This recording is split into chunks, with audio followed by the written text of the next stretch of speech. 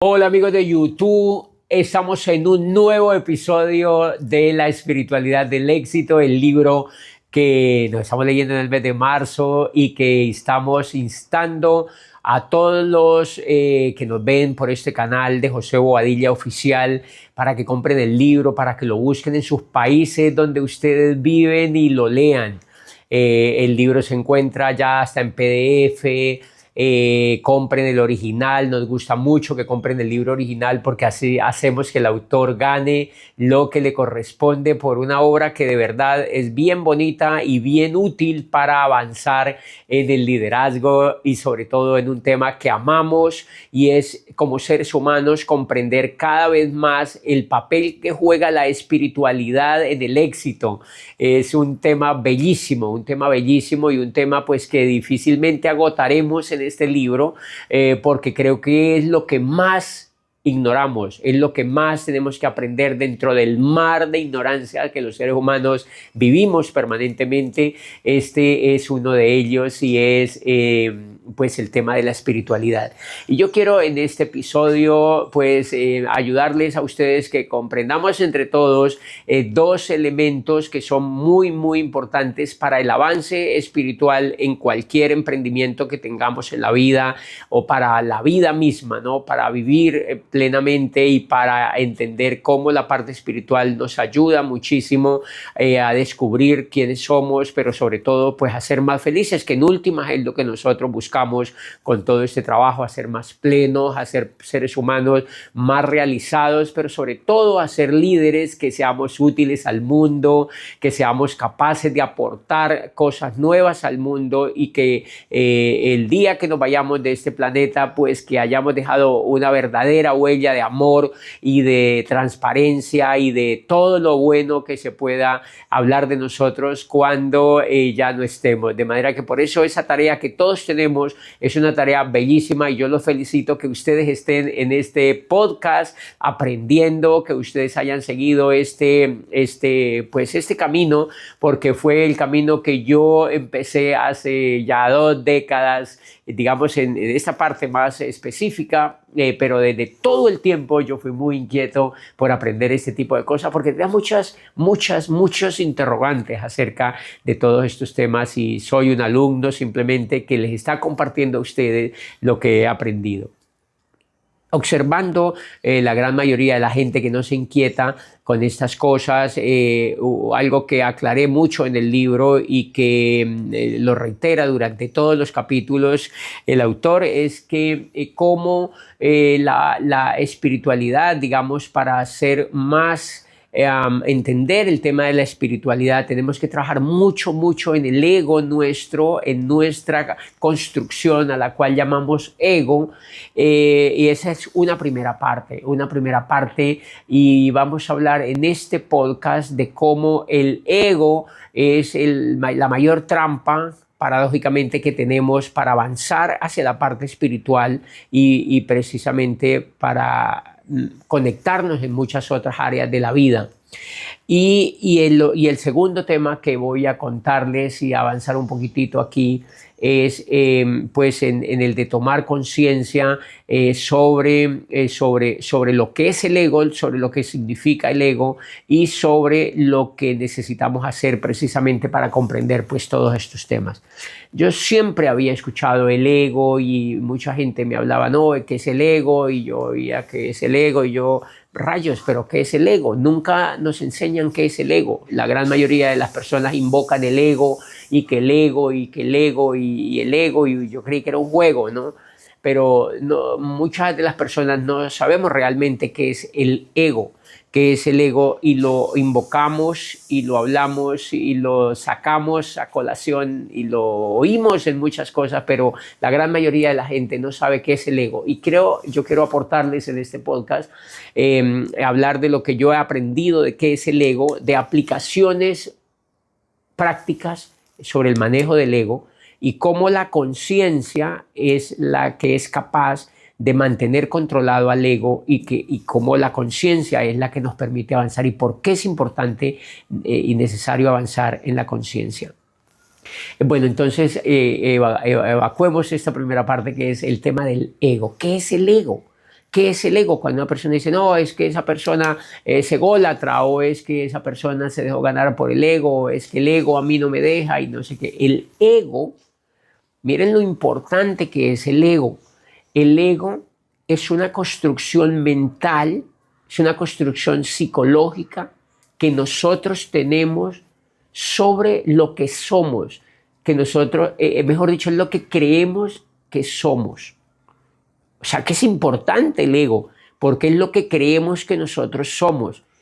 El gran problema es que el ego está construido de creencias que hemos heredado desde que nacimos, basadas en la cultura donde nacimos, de las interacciones que tenemos con los demás y de las experiencias que hayamos tenido desde niños y quizá desde antes de nacer, porque no sabemos desde qué momento somos un poco conscientes de quiénes somos.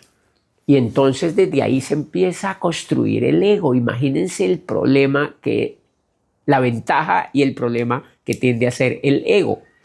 Es decir, si nos enseñaron cosas religiosas cuando éramos niños, eso construye nuestro ego. Si nos enseñaron a no correr riesgos, eso construye nuestro ego. Si nos enseñaron a no creer en nada, eso construye nuestro ego. Si bajaron la autoestima de nosotros, eso construye nuestro ego. Etcétera, etcétera. O sea, todo lo que vivimos, todo lo que aprendimos y todo lo que aprendemos todos los días en la interacción con los demás y en nuestras propias experiencias, eso construye nuestro ego. Es una identidad complicada de manejar que señala quiénes somos, pero realmente no es lo que somos. No es lo que somos. Lo que somos tenemos que descubrirlo apartando lo que creemos, lo que hemos aprendido, las experiencias que hemos tenido y esa identidad que hemos logrado de manera externa en la vida como la hemos vivido. Y cuando apartamos todas esas aguas y bajamos en esa piscina, empezamos a encontrarnos quiénes somos nosotros mismos. Qué lindo trabajo. O sea que nosotros ya venimos con una identidad. El niño ya nace con una identidad. Pero el ego aparece y se va formando a través. O sea que es imposible no tener ego. Entonces vamos a aclarar la primera parte. ¿El ego es necesario? Sí, el ego es necesario. ¿Por qué el ego es necesario? Porque el ego está hecho para protegernos del peligro, para, por ejemplo, cuando nos da hambre, esa parte que llamamos ego es la que nos impulsa o nos dice tenemos que comer porque siente que vamos a morir.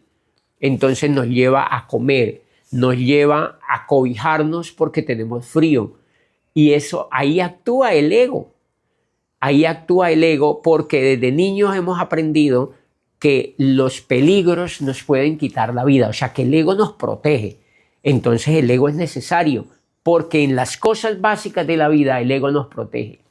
El problema es que el ego no distingue entre protegernos de las cosas vitales para no perder la vida y protegernos en cosas mentales, psicológicas y espirituales incluso, que él las ve de la misma manera peligrosas cuando son atacadas o cuando las queremos cambiar. Y por eso el ego se vuelve interesante de estudiarlo y de ver cómo es nuestro ego, cómo está esa construcción en nosotros, porque si no somos conscientes, ojo, y aquí más adelantico les voy a hablar de la conciencia, porque si no somos conscientes de eso, actuamos en automático. La gran mayoría de personas en el mundo actúan en automático. ¿Qué es actuar en automático? Actuar como animales. Esa persona que se atraviesa en una vía y se le cruza un taxi que va pasando. ¿Cómo actúa esa persona? En automático. Cuando el taxi ve que se le cruza a alguien y saca la mano y echa un madrazo al que se le cruza, y el otro que oye el madrazo abre la puerta y se baja y empieza una pelea y se pueden pegar un tiro y pueden perder la vida. ¿Qué actúa allí en los dos casos? El ego. el ego de las dos personas. Ninguna de las dos personas es consciente. Ninguna de las dos personas realmente es consciente porque las dos actuaron manejados por el ego. Y cuando manejamos y cuando actuamos en las situaciones de la vida manejados por el ego, actuamos como si fuéramos literalmente animales. O sea, por eso es lindo el tema y por eso tenemos que preocuparnos por entender cómo es el ego nuestro y cómo podemos ser conscientes y qué es ser consciente para poder manejarlo. Les voy a poner un ejemplo personal. Una vez estábamos en una reunión de líderes, era una reunión de líderes importante y estábamos de verdad puros líderes en un proyecto que yo estaba haciendo. Y yo dije algo y lancé una opinión sobre lo que yo creía sobre un problema. Cuando yo terminé de hablar, una persona líder dentro del grupo se puso histérica y me atacó sobre lo que yo dije. Lo que yo dije fue simplemente una percepción de lo que yo creía sobre un asunto que estaban hablando. Pero la persona se ofendió con mi argumento sin que fuera dirigido a esa persona. Se levantó, me alzó muchísimo la voz, delante de todo el mundo me alzó la voz y me descalificó. Me descalificó. ¿Qué es ser consciente? Ser consciente es no permitir, entonces, primer ejemplo, la persona que me atacó, que fue grosera, que me alzó la voz y que me dijo que yo era o sea, que me dijo un poco de cosas. Esa persona actuó ¿desde dónde? ¿Desde la conciencia o desde el ego? Actuó desde el ego. Porque lo que yo dije cuestionó lo que ella tiene en su coco. Entonces le atacó el ego. Y el ego creyó que ella estaba en peligro de morir. ¿Sí se dan cuenta? Entonces el ego, ella actuó como un animal. Esa persona actuó como un animal, entonces coge y ¡fua! Me lanza las garras y queda mal porque se ve agresiva.